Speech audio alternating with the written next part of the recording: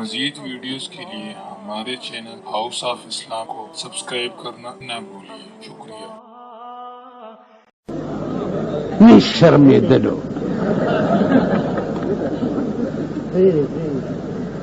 لا ورسره رواني داسې سندکورې غوندي د پشان خزه سره داسیم کوي ورسره رواني یعنی دې دلته دا شرم نه ور دي چې خزه سره رواني هغه دا خلک وسوي مونږ هم بچ شوي نه یو قسم په خدای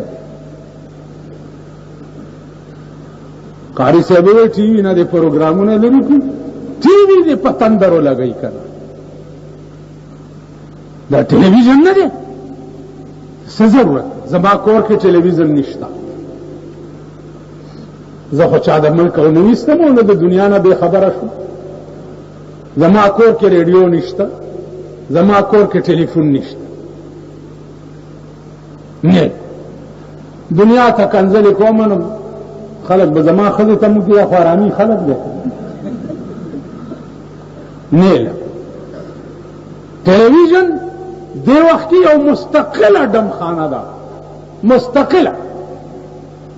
سو وخت چې اډورټایزمنت شروع کیږي د ویختو او د شیمبو کردم کی نہیں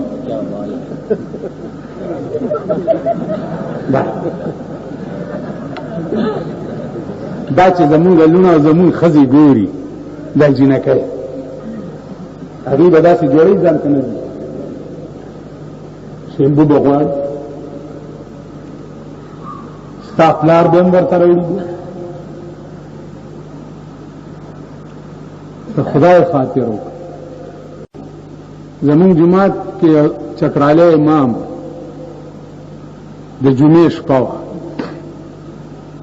الله هم ساته نو ډېره روټۍ راغلې وې د جمعې شپه فاتحې لاس اوچت کیو یو مومند راغی نو چې ملا صاحب وږی یم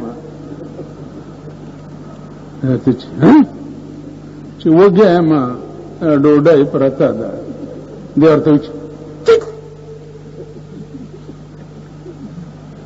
وایي چې وږی یم هغه ډوډۍ ډېرې پرتې دي لکه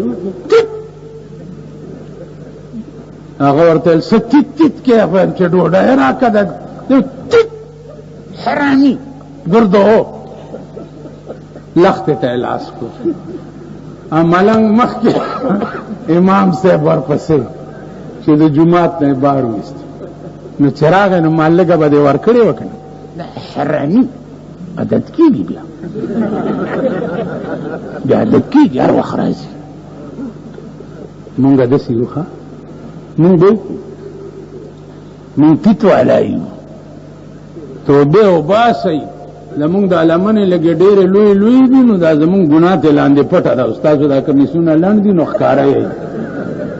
که مونږ نه ښکاره شوئ نو دوزخ به درته پته لګي نو زما عزیزانو خبره مې دا کوله چې روزانه ستا د قرآن احکامات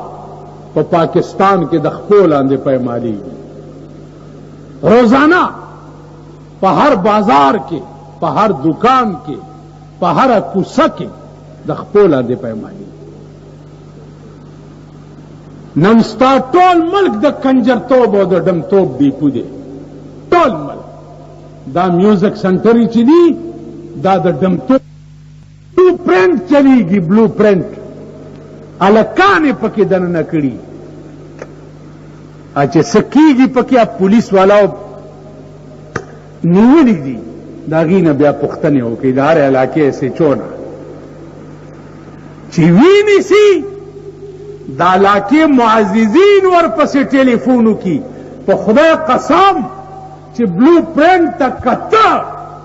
او لاندې باندې نیولي دي او ستا د صوبه سرحد وزیرانو ورته ټلیفون کړی دی چې پرېږده SHO څه وکړي مجبور شوی دی پرېږدي زما عزیزانو کم ملک چې قرآن غوندې کتاب د خپو لاندې پایمالېږي او د پیرنګي د قانون دا احترامي چې کچرو لورشه او تانو لورشه او عدالتونو ته ورشه او یو بهیر پکې لګېدلی هغه ملک ته به څنګه خدای خورس خی.